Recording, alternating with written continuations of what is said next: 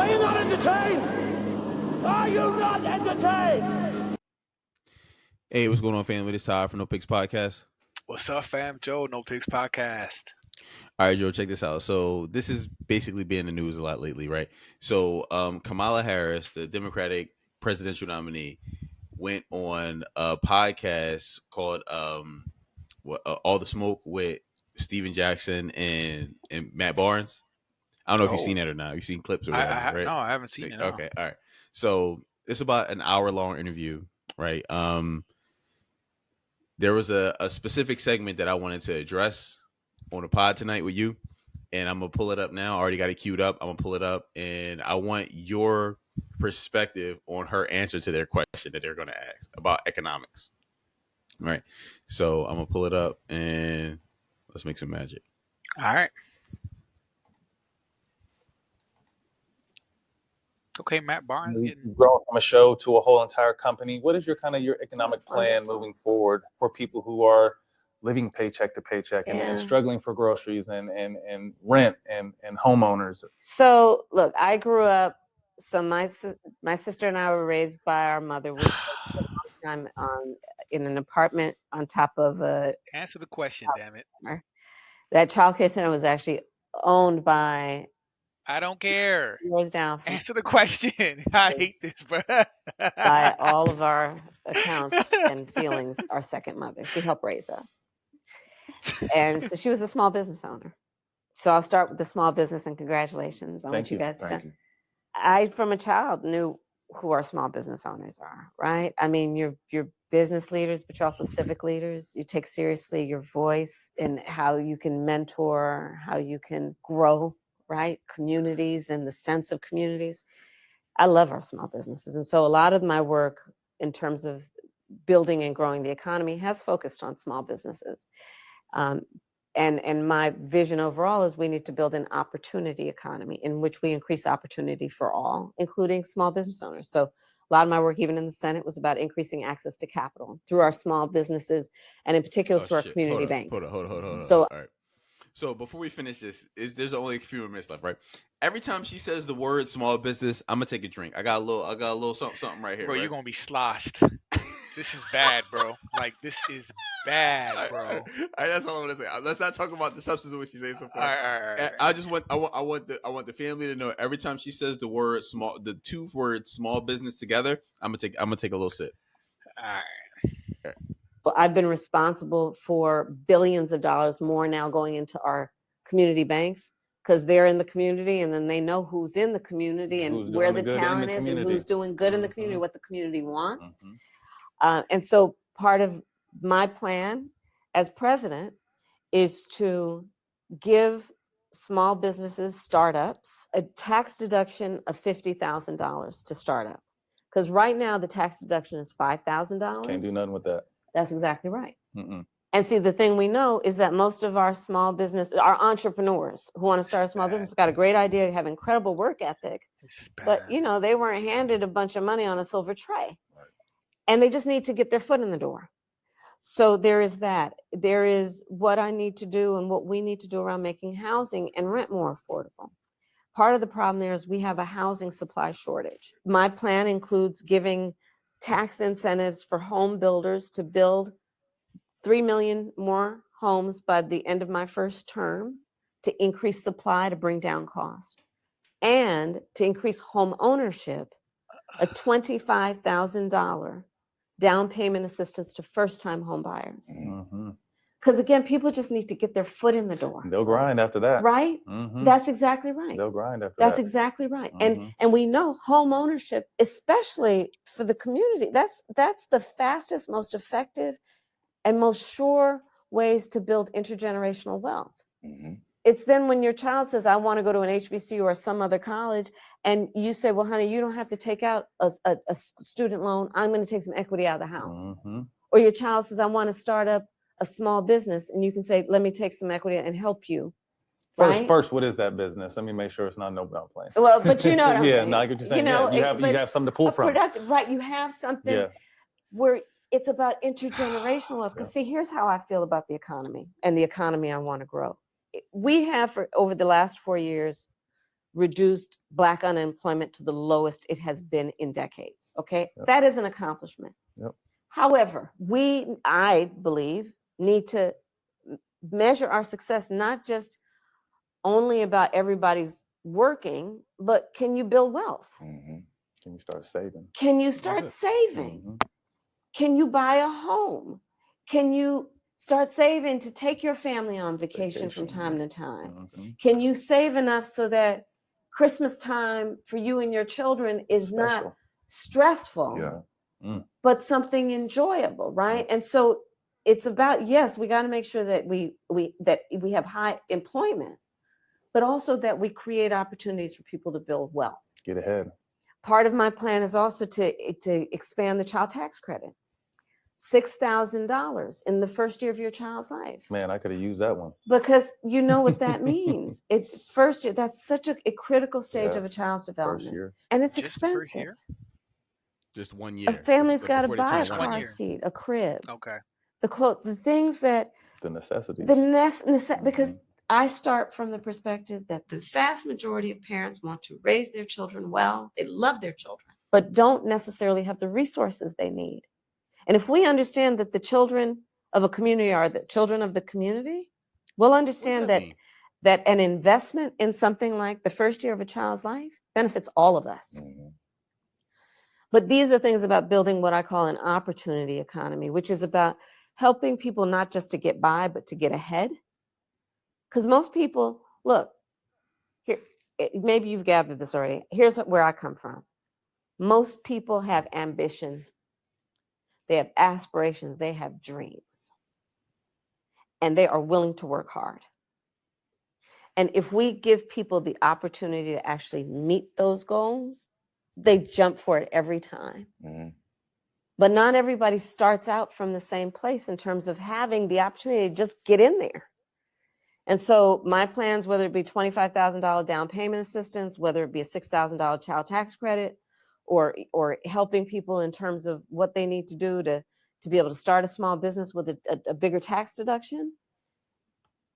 The reason I'm saying all that is because when those folks are successful, we are all successful. Community feels it. And we actually strengthen the economy overall. Absolutely. When middle class is strong in America, America's economy is strong. It's a better country. Yeah. And it's a better country for all of us. Absolutely. All right. So we're running. All right. So you heard everything that she had to say with their question. What do you think, bro?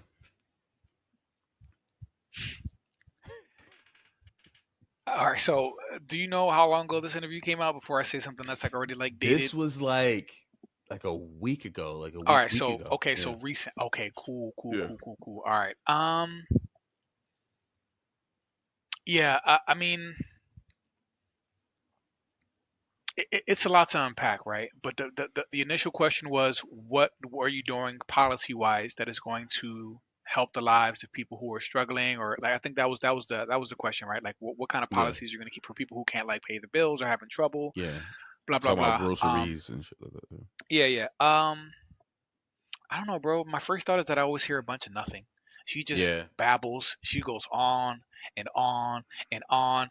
If she starts talking about her mom or her upbringing or something like that, whenever she got to answer a question off rip, like I just know it's about to be BS, right? Like the moment she starts with, "Let me tell you something. Where I grew up, my mom, my dad, in my neighborhood." You know, as soon as she starts with these like stories, I'm like, bro, like you gotta. First of all, you're not Obama, right? You're not an orator like Obama is. You can't create the story and say it just like he can, right? Yeah. You're just not. So she tries to go into this like orator type of role, and it's like, shorty, like nobody's falling for it, man. Yeah. Nobody's falling for it, right? But I can get into the more detail about whatever I feel. But my first thought is like it's a bunch of nothing, and this makes me depressed, bro. Like that people are going so hard for shorty. You know what I mean? Like, they really so I'm are. gonna leave it at that first. Like, what did you think at first, and then we can like what was your first reaction to this, man? Bro, like similar to what you said, but like like this she has a habit of going into like nonsensical stories when people ask her like point blank questions that require an answer. Like she went viral one time when someone asked her the same question. I forget what interviewer it was, but she talked about like how somebody asked her I forget the chick name, but it was an interviewer from like NBC. And she asked her about her economic policy, and Kamala Harris was like, "Yo, she like narrowed it down to being like, well, I come from a community where people were proud to have like pretty lawns, and they went out and they mowed their lawns every weekend or whatever. And it was like, what does that have to do with anything? She's really, really bad at this. I think most politicians are problematic, right? I would use that word, problematic, to when people ask like point blank questions that they don't necessarily have an answer to, or they don't want to answer, right? But she's like one of the worst I've ever seen in my lifetime as an adult, looking at politics and paying attention to politics, because she doesn't even like attempt to answer the question in any way whatsoever. She just goes off into like these rants, and like she's so like her mannerisms, how she speaks, how she moves, she's so unlikable that it's like, oh my God, like why are you talking? I understand why your campaign kept you away from the media for so long, because you're so awful at talking to people, like no matter what the situation is. So so she has an issue with reaching black men, right, or men in general of any race, white, black, Hispanic, all that, right? So it makes sense for her to go on All the Smoke podcast with Steven Jackson and Matt Barnes, right? So she can reach some black men, right? I doubt a bunch of white men watch that show, right? But she can reach some black men. But I don't think this helps that, because like you come off as just being like silly. You come off as silly, and like people are like, when I listen to you, I'm like, what the hell are you even talking about, sis? Like I'm confused as to what you're talking about. So she's bad at this. But you mentioned Obama being a great coordinator. Now, I never got the vibe that Barack Obama, President Barack Obama, was like just saying nonsense. Right now, he could have been, but he was so good at talking, and his like the aura that he gave off and the vibe that he gave off. It was like, Nick, listen, I don't even know what you said, but I'm gonna vote for your ass. Like, you know what I mean? Like I'm here for it. You said a lot of fancy stuff. I don't know what you said. I don't know those words, but you got me. And listen, and this ain't no sexist stuff. I felt the same way about Hillary Clinton. I'm like, listen, Hillary, sometimes I'm like, listen, I don't know what you're talking about, but I trust your judgment. I'm here for it. Right now, when it came for you versus Obama, I'm taking Obama, right? Yeah. But you versus Trump, I'm taking you over Trump 100%. Yeah. But in this situation, Trump says a lot of nonsense. Kamala says a lot of nonsense. I think I think Trump's knowledge of, I don't know, just the English language makes me more comfortable voting for him than Kamala, because I don't think she knows what she be talking about, bro. Like on a macro level. It's so scripted, bro. There's a clip that's going viral now, and I don't know how. I forget which rally she was at, but I don't know if you've seen it. I guess her teleprompter goes off, and she just had a glitch, and she just kept talking about Magic Johnson and the number 32 and 32 days, and like it was like. Let me try to pull it up while you talking. Let me try to pull it up. Yeah, see if you can. But it was painful because as soon as she has to go off script, she ain't got nothing. Yeah. Bro. She's as soon as the teleprompter glitched, like, you know what I mean? I guess maybe she didn't have the headset in either, so she couldn't hear anything that was coming in. So she had nothing to feed off of. And it's just like, she was so uncomfortable. And she looked, and it was so Kamala awkward. Harris, where is speech? Well, yeah, the one about Magic Johnson, because the teleprompter went off. You could just tell the exact moment when it happened. Right. So when it's off script, she ain't got nothing to say, bruh. That's how I know she's just phony, bruh. It's all scripted. It's all like... It's all regurgitating the lines that you've been fed, man, and that's why she just doesn't seem authentic. She just doesn't seem real, 32. Bro. All right, it just doesn't seem. Yeah, well, like, clue it up. It made me cringe, bro. I was like, this is so embarrassing. I was embarrassed for her. I was embarrassed for her. I was, bro. It's embarrassing, bro. All right, I'm gonna pull it up. You ready? Remember his number, 32. Today we got 32 days until the election.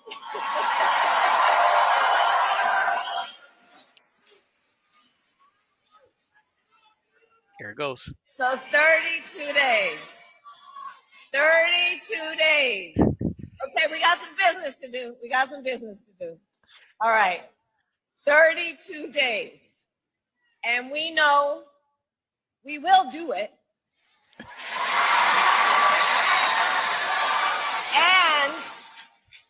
And this is going to be a very tight race until the very end. This is going to be a very tight race until the very end. We are the underdog, and we know we have some hard work ahead. Remember his number, 32. Right. Right. Yo, I didn't even realize. I didn't see the part where she said we are the underdog. So you're acknowledging that in a Right. race pretty much against Trump, that you're already coming in from behind. Right. And that's not to throw shade at Trump at all, but I'm just like, Right. bruh, like the man damn near got indicted. He got accused or associated with the the stuff that happened on January 6th. The man Mm-hmm. is accused of all types of stuff. Like, you know what I mean? Like, he's significantly older than you. Like, his numbers were tanking for a while, but now they're going up. But like, Right. like the fact that they're saying, "Yo, this is." Bro, I'm just I'm so frustrated with this election, bro. I've been so frustrated for a while. And I just can't believe this is the best the Democrats have to offer. I can't believe this Right. is the best that they have to offer, bro. Right. This is Bro, and we listen. didn't even pick it.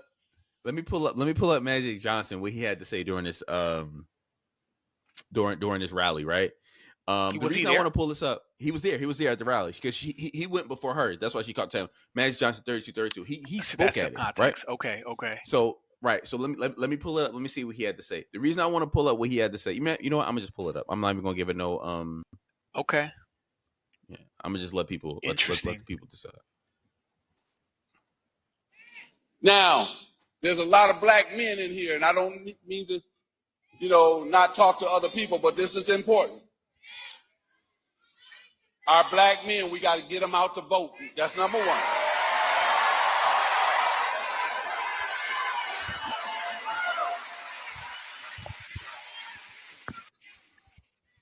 Kamala's opponent promised a lot of things last time to the black community that he did not deliver on.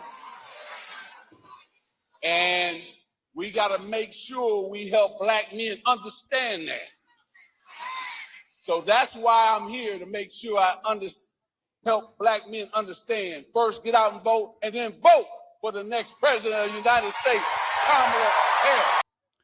All right. So the reason I wanted to pull that up is to point out an issue that the Democratic Party is having this election in particular, right, bro?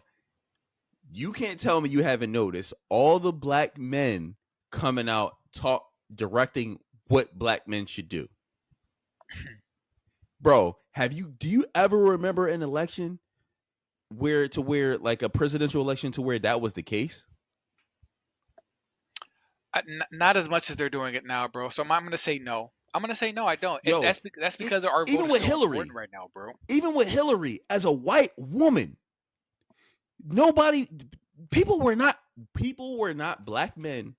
Steve Harvey, Magic Johnson, Ricky Smiley, Tyler Perry, like these people were not coming out talking about black men. What's his name? Roland Martin. They were not coming out talking about something. Hey, black man, we got to do this. We got to make sure we're together. We got to make sure because it was just already understood that black men were going to vote for Hillary Clinton. It was already understood that black men were going to vote for Barack Obama. It was already understood that black men were going to vote for Al Gore. It was already understood. It was already understood that black men were going to vote for Joe Biden. It was already understood. No one had to have a black man campaign to where all the people were like, hey, black men, make sure we do this, make sure we do this. Magic Johnson is out here rallying the black man vote. This is the first time I ever remember this happening as like ever in my whole life, bro, when it comes to politics. This ain't the case. Which what that illustrates to me is that the black man vote is an issue in particular for this specific election. They need it, bro. They need that vote to win. Without the black male vote, they're going to lose. They're going to lose. They know this. Polling tells them black men ain't voting how they were voting in the past. So y'all got to do something to kind of like corral us in, bring out that lasso and rope us back in, bro. Right.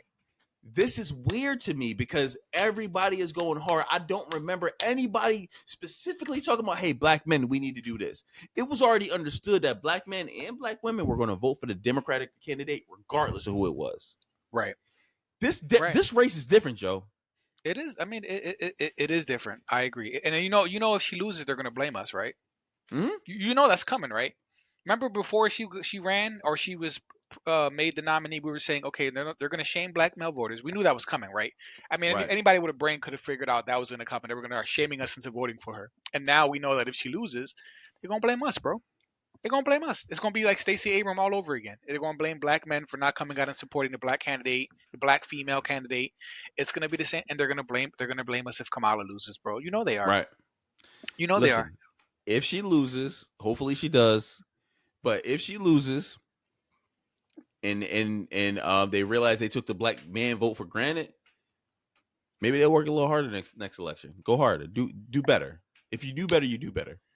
I hope so, man. But listen, I'm gonna put my plug in because I don't normally do this. But at this point, I'm gonna say a vote for the Democrat is a wasted vote. Democrats aren't gonna win. So for those who are thinking about Democrats, a vote for the Democratic Party, in my opinion, is a wasted vote. Because I know how they're trying to crap on the people who want to vote third party. But listen, Kamala's losing. She's polling horribly with the Muslim population. And y'all don't know, a lot of black people are Muslims. People keep forgetting about that. There's a big demographic of black people who also identify as Muslims. She's struggling with not just the black male voters, but the Muslim voters, right? So my pitch is like, listen, vote for a party that is not going to be funding genocide. Both red and blue are going to be doing that. So if you want a third option, I'm gonna put my plug in Ty, and I'm just saying, like, listen, maybe give a third party. I'm not gonna tell you which third party, but at this point, I think we're screwed either way, Ty. Like, no matter who wins, we're screwed, bro. Like, I'm so, this makes me depressed. It really does. And Kamala there's no energy, bro. There's no energy. Right. There's no reason that you're still this far behind already. No. But yeah, like, I don't understand why the vote. Okay, so the 3 reasons that I can break down to people vote Kamala, right? She's a black woman, right? Which is questionable, but okay, let's just say, give her benefit of doubt. She's a black woman. she ain't. I hate Trump, or I love Abortions. abortion. Right. Those are the only 3 reasons to vote for Kamala. That's it. That's it. That's it. That's it. She gonna give all the people who are victims of Hurricane Helene $750. That's all we got Right. for y'all. Just like Hawaii with the fires. And an abortion. If they got pregnant during the hurricane, they won't get yeah, you get $750 and an abortion. Y'all be good, bro. This is bad, bro. If they were floating on the door like Jack and Rose on the what's that Titanic. Listen, they got busy. She got pregnant. Don't even worry about it. She took care of it. Don't even worry about that. Like, so open it up to the family. What do y'all think, y'all? Like, I mean, are we tripping? Like, y'all already know we lean more towards the conservative anyway. You know, Ty's. You know, he's on the Trump train. I'm third party. You know, I'm an independent, but I'm going third party. I can't. Right. And what do y'all think? Like, what are y'all feeling about, Kamala's chances, about her media coverage? Now she's finally going on a media tour. Like, how do you think it's been so far? Is it helping her campaign? Is it hurting her? Let us know, y'all. We're super curious. It's a pretty big election. Yeah. All right, y'all. Like, comment, subscribe. Listen, I thought I was gonna be wasted by the time the small business thing. Maybe I should have started earlier. She kept saying small business like it was a tick. Small business, small business, small business. Yeah, God damn. right. Like, right. All right. Let us know what y'all think, family. Until next time. Until next time.